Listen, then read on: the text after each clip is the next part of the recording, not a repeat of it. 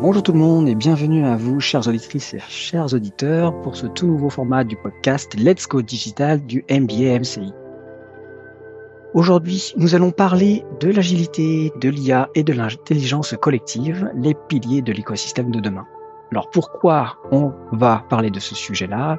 Parce que c'est quelque chose qui nous touche tous dans nos vies professionnelles et personnelles. Tout le monde est impacté. Alors, comme vous vous en doutez déjà, notre monde économique est de plus en plus complexe et incertain. Il change rapidement, et les évolutions industrielles et technologiques des précédentes décennies ont fondamentalement changé notre vision du monde. Par exemple, c'est la seconde fois que les millénials vont connaître une révolution technologique de grande envergure. L'avènement d'Internet a déjà remodelé nos organisations et l'IA s'apprête à faire très fortement la même chose. Alors l'IA va bousculer nos modes de consommation, nos rapports au travail, la manière dont nous interagissons entre humains et comment nous allons l'adopter et l'adapter pour faire mieux avec moins. Et bien sûr, les impacts éthiques et de confidentialité des données que soulève l'IA est aussi un enjeu majeur de ces questions. Alors c'est quoi le point commun de ces deux technologies et de ces deux révolutions technologiques? C'est la capacité qu'elles ont à impacter l'ensemble de nos métiers, de nos vies, de nos sociétés et forcément de nos comportements. Donc c'est aussi bien sûr la nécessaire transformation numérique et organisationnelle de nos entreprises.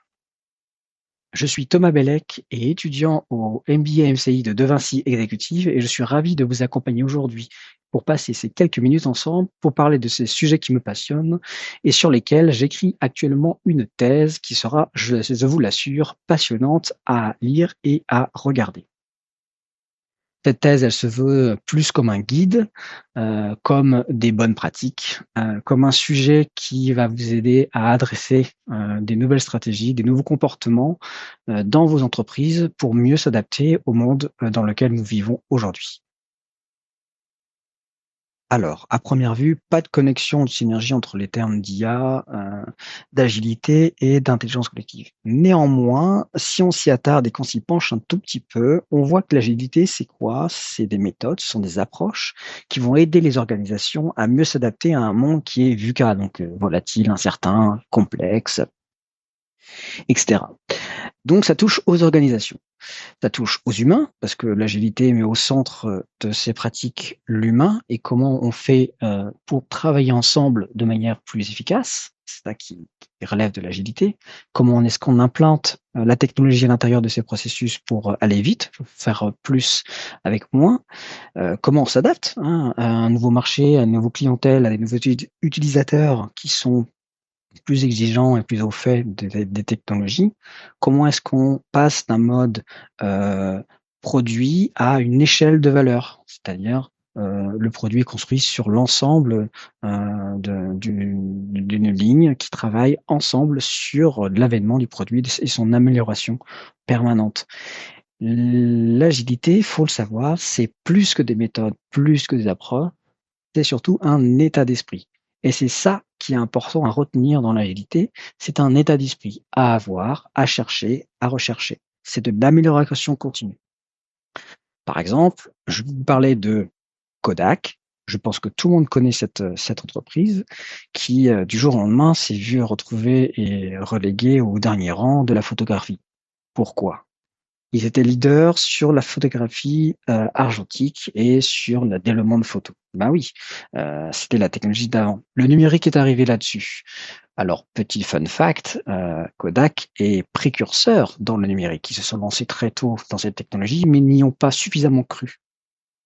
Par contre, des petits concurrents qui ne sont aujourd'hui plus, Nikon ou Canon, eux, ils y ont cru et ils ont investi massivement dans une technologie qui était nouvelle et qui progressait à vue d'œil. Et Kodak a donc raté ce virage technologique qui est le numérique et s'est retrouvé bon dernier de sa classe, malheureusement pour lui, et il n'a pas su se réinventer maintenant. Alors ça, c'est un petit exemple pour montrer qu'une entreprise qui n'est pas aujourd'hui dans un contexte et dans un mode de pensée agile, dans sa façon d'aborder les sujets, de s'adapter rapidement à des nouvelles technologies, de recadrer sa stratégie, de repenser ses ressources humaines et financières, elle peut du jour au lendemain tomber son piédestal et ça peut faire très très mal. L'important dans l'agilité, comme je vous le disais, c'est l'adaptabilité et l'amélioration continue. Comment est-ce qu'on fait pour améliorer notre produit pour qu'il soit toujours over the top, qu'il soit toujours le meilleur? Là, on pense aussi à la transformation numérique, hein. Si on prend 4 axes qui seront aujourd'hui essentiels pour cela, le côté data centric, user centric, customer centric et bien sûr l'intermédiation, on voit bien que ces 4 axes permettent aujourd'hui d'être dans une évolution agile des choses parce qu'on est centré utilisateur pour son besoin, pour notre business, pour notre entreprise. Et l'agilité permet de faire ça en faisant des petits pas, des petites itérations. On parlerait du framework Scrum, on parlerait de sprint, qui permet de, à chaque fois, développer une petite fonctionnalité testable. Tu peux faire du test and learn, vérifier si ça marche, si ça marche pas. Est-ce que notre ROI est suffisant? Est-ce que nos KPI se révèlent utiles? Est-ce que les OKR de notre entreprise sont suffisamment précis et réussis pour nous amener vers le développement de notre affaire? Donc l'agilité, ce n'est pas qu'une affaire de méthode ou d'approche, comme je viens de le dire. Alors maintenant, forcément, on va parler un peu de l'IA. L'IA, c'est quoi? Aujourd'hui, c'est une technologie disruptive. Elle touche à des enjeux sociétaux et tous des enjeux éthiques, des enjeux de confidentialité de la donnée, des enjeux de gouvernance de la donnée, de la gouvernance tout court des organisations. Elle menace les emplois, mais ne fait pas que être une menace. C'est aussi une augmentation des capacités d'un humain, donc c'est une opportunité pour faire mieux, pour aller plus vite, pour dégager du temps. C'est aussi un plongeon dans l'inconnu, hein, l'IA, on ne sait pas trop où on va aujourd'hui, pour le peu qu'on en connaisse.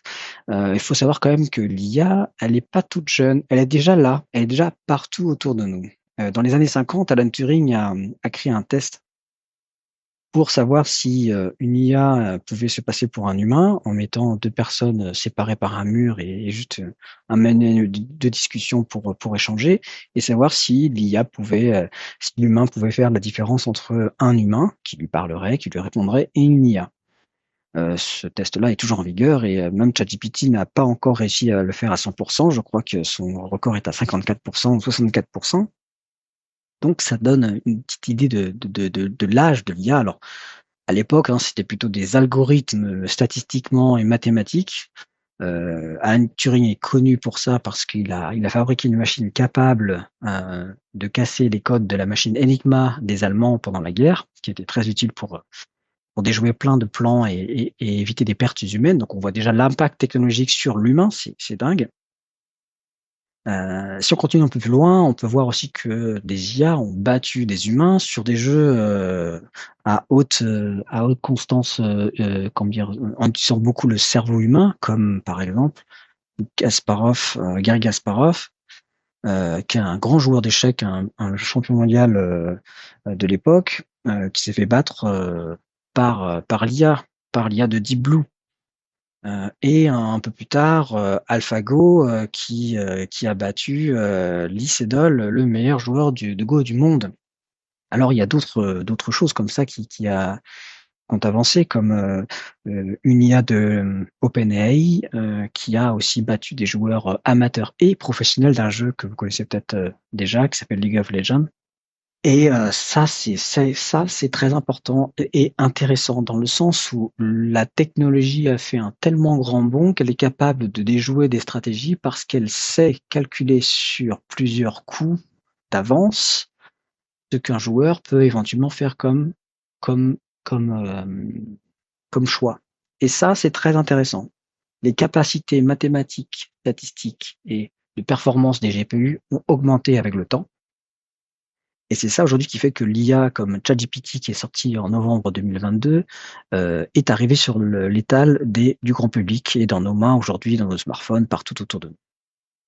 Là, on a fait un énorme bond, hein. On est passé des machines déterministes qui sont programmées pour une chose à des machines plutôt empiriques comme ChatGPT qui apprennent sur le tas et qui, grâce à des données déjà pré-entraînées, donc GPT c'est pré-transformers, pré-trainers, c'est comment elles ont happer le web, comment ils se sont fait, comment dire, entraîner sur des données donc textuelles pour avoir un savoir qui peut être, attention, biaisé par celui qui l'a écrit. Hein. Il faut faire attention aux biais et à l'éthique de l'IA. C'est très important de bien l'avoir en tête. Mais l'IA, mine de rien, ne comprend pas ce qu'elle écrit, parce que c'est un modèle statistique pour elle, c'est-à-dire qu'elle est asémantique. Elle peut vous construire une phrase tout à fait pleine de sens à vos yeux, mais ne pas comprendre, elle, son sens. Euh, et ça, c'est intéressant, ça veut dire que l'humain aura toujours ce côté-là utile en voyant l'IA comme un outil. Et c'est mon point de vue également.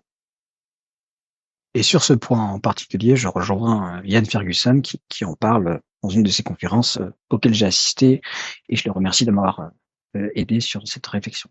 Et maintenant, l'intelligence collective. Alors pourquoi on en parle? Parce que je vous rappelle que nous sommes des animaux sociaux. On adore discuter avec les autres, échanger, créer des groupes, travailler en groupe, créer des civilisations, des autoroutes, des pyramides, la tour de Babel dans la mythologie et dans la Bible. Et ça, c'est intéressant parce que avec la synergie de nos cerveaux connectés, ensemble, on arrive à faire de grandes choses, à accomplir des merveilles. On en a plein autour de nous et ça, il faut bien en prendre conscience.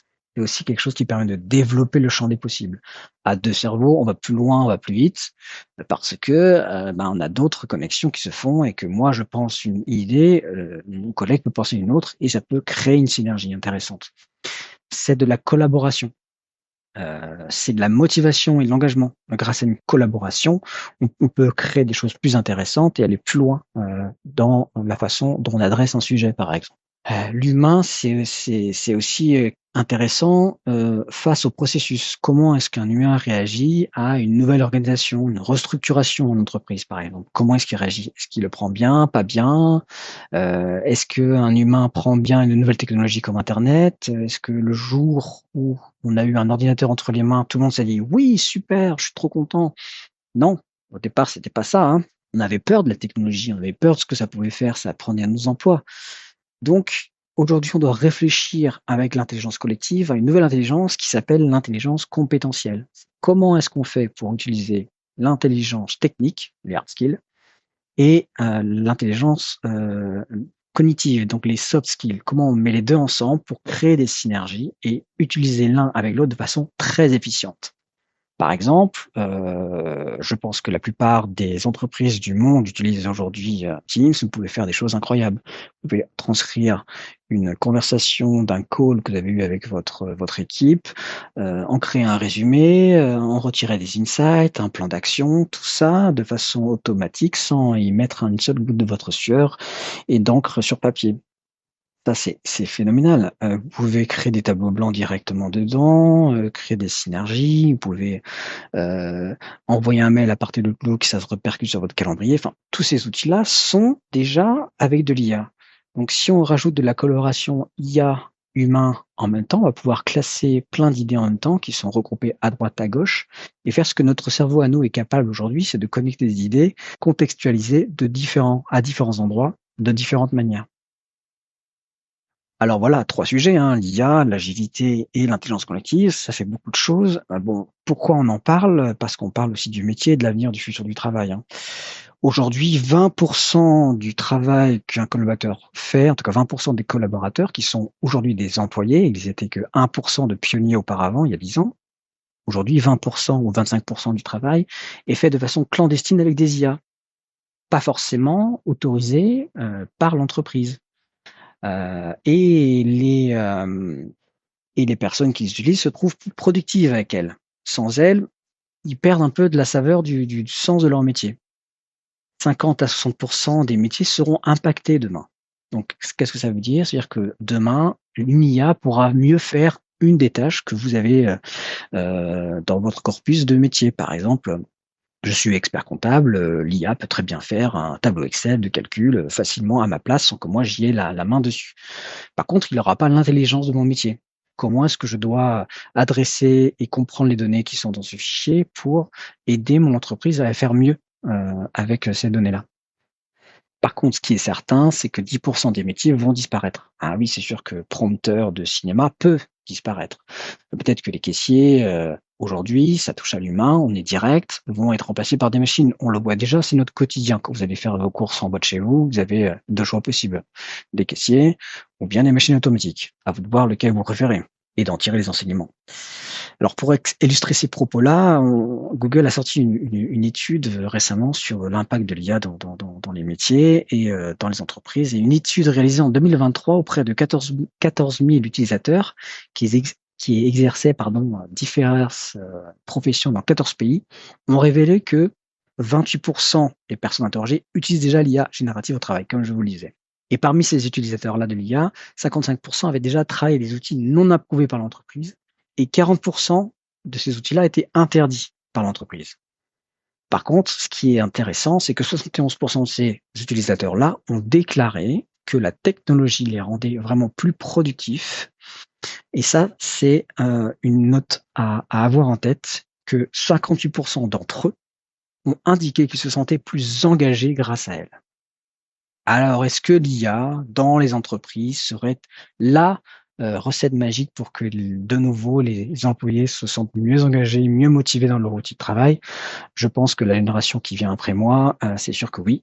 Si elle n'a pas certaines choses, certains avantages dans son métier, et notamment technologiques, il a risque de s'ennuyer, de partir ou même de ne pas venir. Donc le recrutement des talents va être un problème par la suite. Alors, c'est quoi la solution du coup aujourd'hui? Comme je vous disais tout à l'heure, ma thèse, c'est plus comme un guide de bonne pratique, un guide qui permet d'aider les dirigeants, les leaders à devenir plus agiles, une façon de mieux réfléchir l'humain et le travailler ensemble grâce à la technologie. Donc le mix, il est simple, ce serait de mixer l'agilité, l'IA avec l'intelligence collective. Ça remonte plusieurs questions, notamment c'est quoi le futur du travail, comment est-ce que les équipes vont être organisées demain, comment est-ce que ça va aider les équipes dans l'automatisation des tâches? Est-ce que ça leur devenir plus créatives? Est-ce que ça va permettre de libérer plus de temps pour créer plus de valeur ajoutée sur des choses plus intéressantes que des tâches répétitives sans vraiment utilité? C'est, je pense, le futur de l'équipe 4.0, j'appelle ça. L'équipe agile de demain, par exemple, c'est une équipe, au lieu d'être 10, c'est-à-dire un product owner, un scrum master, par exemple, si on parle d'une équipe scrum, des développeurs, des testeurs, des QA analystes, etc., dans le monde du logiciel, j'entends, et ben en fait, au lieu d'être 10 personnes, elles seront peut-être plus que 5, ou peut-être même plus que 4. Toujours un rôle product owner qui permet d'adresser le besoin, le métier, c'est qui connaît la technologie, c'est qui connaît le client. Un Scrum Master qui permet d'aider tout le monde à mieux s'entendre humainement, parce que n'oubliez pas que l'humain est toujours là, et le reste, c'est des testeurs, des développeurs, pardon. Mais ces développeurs-là, ils sont aidés par un troisième membre que toute l'équipe peut avoir dans sa poche, c'est l'IA. Et grâce à elle, les développeurs déjà peuvent utiliser Copilot, GitHub Copilot par exemple. Ça permet de créer un code plus sûr, plus robuste. Mais l'intelligence du développement ne peut pas être confiée à la machine. Une machine, elle va coder, point, barre, c'est tout. Elle sait très bien faire ça, c'est facile. Par contre, comment est-ce que je code et pourquoi je le fais de cette manière, ça, c'est le travail des développeurs. Donc on aurait des équipes qui seraient plus petites, différenciées sur différents produits, qui avanceraient de manière itérative et ensemble sur une même valeur d'échelle alignée. Donc ça, c'est un des modèles de SAFe notamment, un framework d'agilité à l'échelle, et ce qui permettrait d'avancer plus loin, plus vite, sur de petits incréments avec des équipes plus agiles encore parce qu'elles seront plus petites, donc forcément moins d'interactions humaines, donc moins de combinaisons possibles et plus de communication entre eux. C'est aussi un leadership qui est augmenté. Un leader agile, c'est un manager qui va utiliser toutes les compétences des outils collaboratifs qu'il a avec lui en utilisant l'IA pour lui permettre d'avancer sur des tâches qui sont répétitives comme les comptes vendus, le feedback des KPI, le feedback retour terrain, le monitoring des projets qu'il a sous sa coupe, et permettre de développer plus de valeur ajoutée dans l'échange humain, dans l'accompagnement de comment je fais pour que mon collaborateur devienne plus engagé, on en a parlé, qu'il se sente mieux au travail, qu'il a envie de venir et que forcément il délivre plus de valeur. Un employé désengagé produit 40% moins de valeur qu'un employé qui est engagé dans son travail et motivé, parce qu'il y a du sens dans ce qu'il fait. Donc, c'est la nouvelle organisation agile à l'ère de l'IA que je vous propose dans cette thèse. En tout cas, c'est une première lecture. J'ai pas la réponse forcément à tout, mais je pense que l'idée, elle est déjà émergente et on peut s'y intéresser.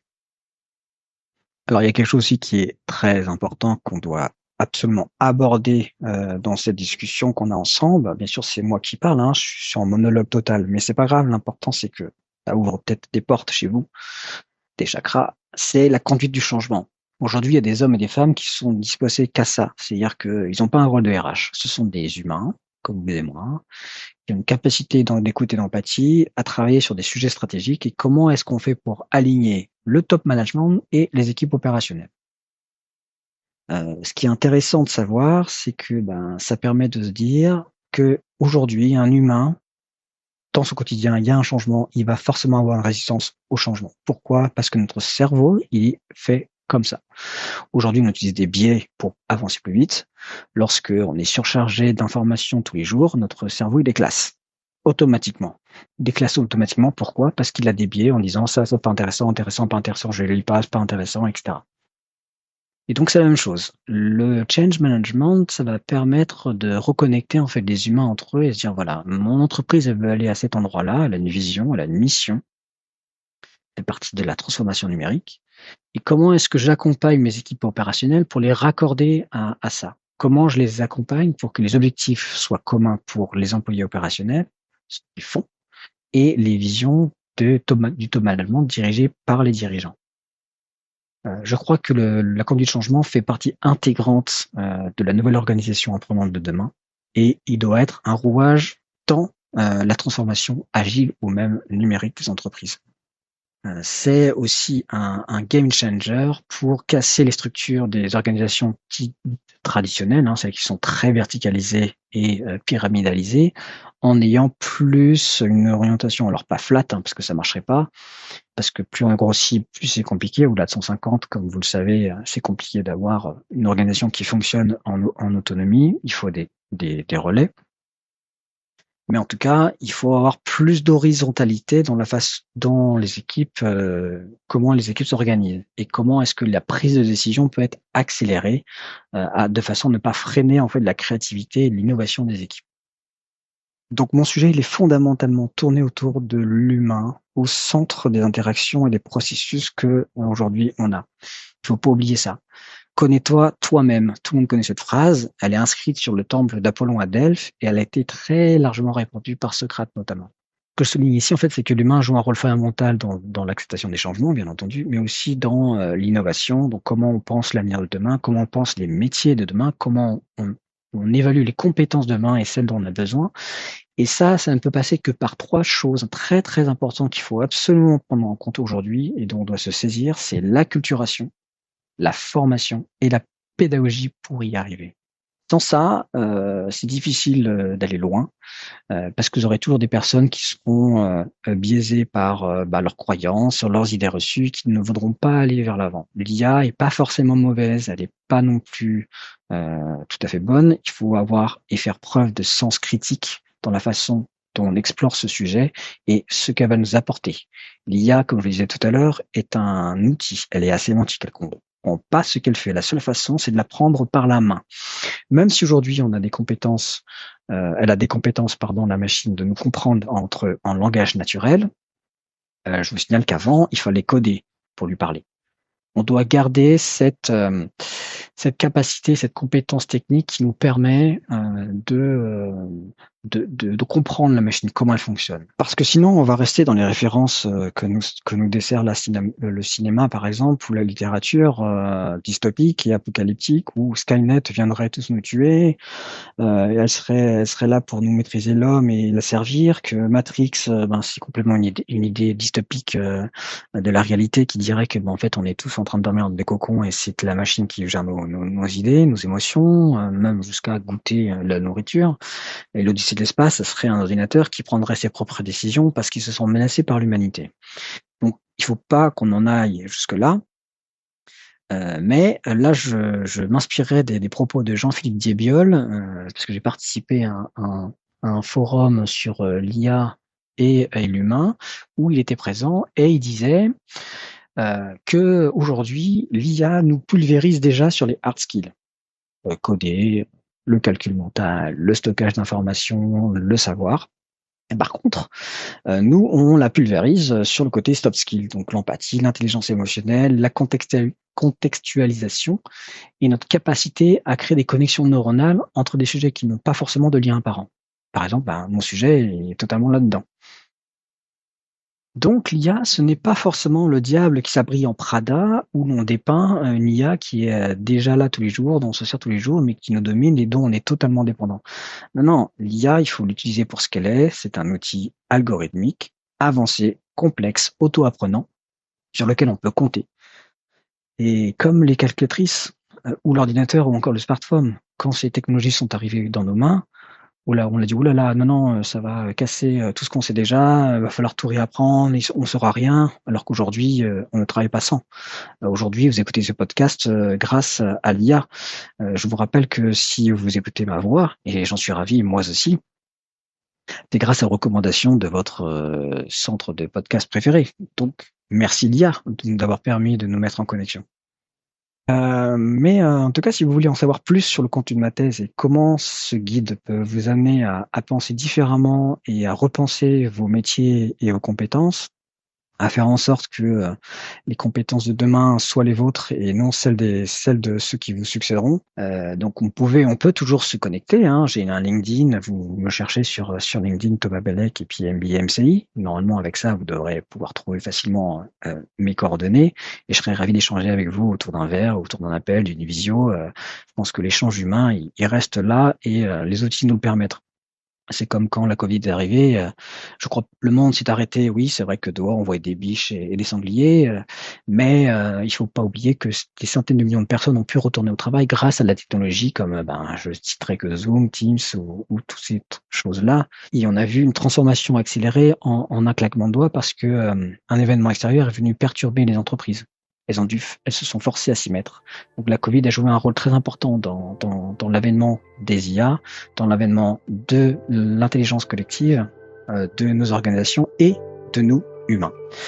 Donc ma thèse et ce support-là, il se veut pédagogique et porté sur l'avenir, et j'offre quand même une vision assez positive, mais critique, de notre futur du travail, grâce au triptyque de l'agilité, de l'IA et de l'intelligence collective.